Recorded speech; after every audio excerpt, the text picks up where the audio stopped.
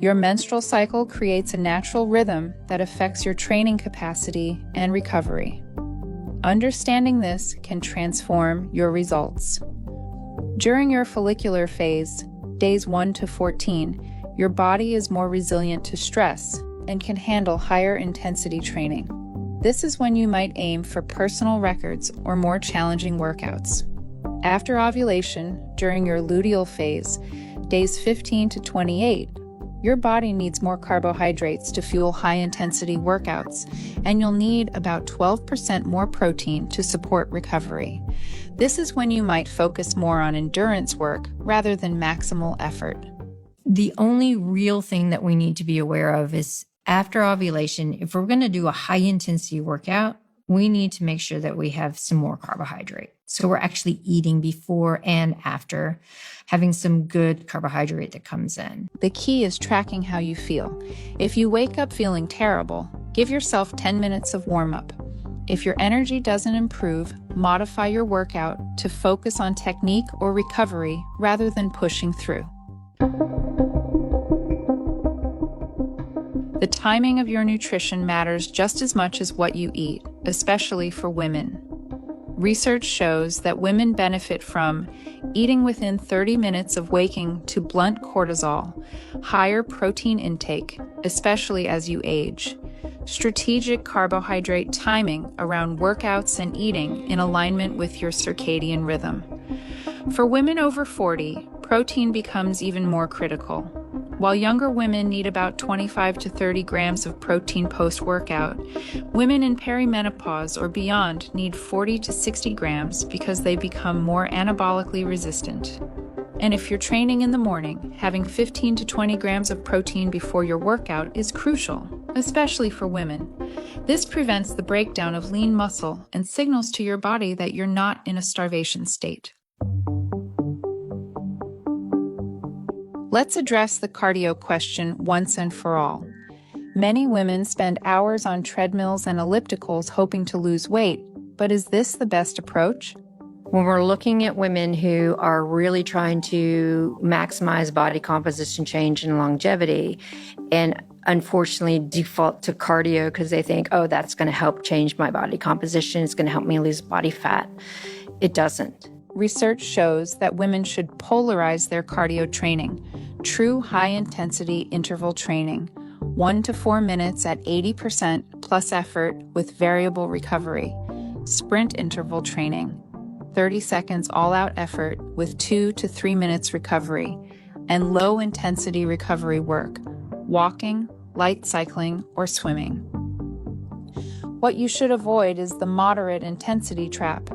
Those 45 to 60-minute sessions at a challenging but sustainable pace.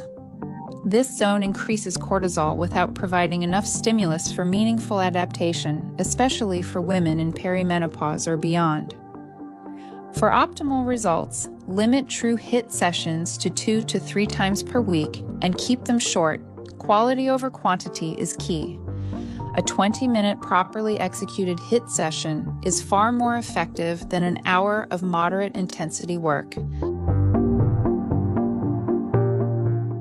The supplement industry is a minefield of questionable claims. Let's focus on what actually works for women based on scientific evidence. For most women, these supplements show the strongest evidence. Creatine, 3 to 5 grams daily improves strength, power, and even cognitive function. Protein, high-quality sources timed strategically throughout the day. Iron, especially important during menstruation, but should be cycled and tested. Always talk about the fact that women often sit on the low end of normal, and so they're never actually going to get help from their physician. So if they can look at cycling their iron intake according to their menstrual cycle. So low hormone phase, every other day, first thing in the morning when hepcidin is low.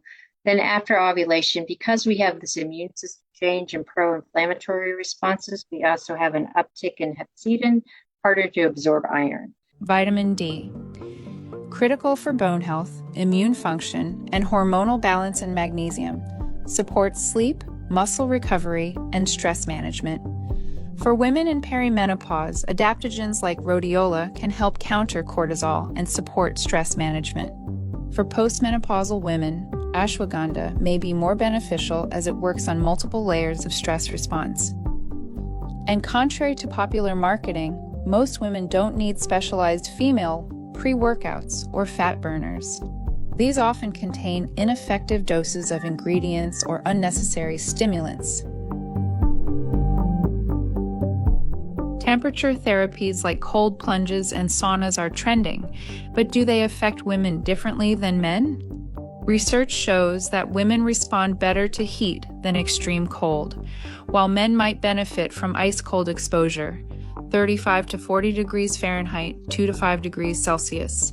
Women do better with moderately cold water around 55 to 56 degrees Fahrenheit, 13 degrees Celsius. This temperature is cold enough to stimulate benefits without causing the severe constriction that can be counterproductive for women. For most women, traditional saunas, not infrared, show the strongest benefits: improved insulin and glucose control, better cardiovascular responses, reduced hot flashes and night sweats during perimenopause, enhanced serotonin production from the gut and improved temperature regulation. If you're going to incorporate temperature therapies, aim for 2 to 3 sauna sessions per week at 170 to 190 degrees Fahrenheit, 80 to 90 degrees Celsius, for 15 to 20 minutes, or moderate cold exposure at temperatures that feel challenging but not painfully cold.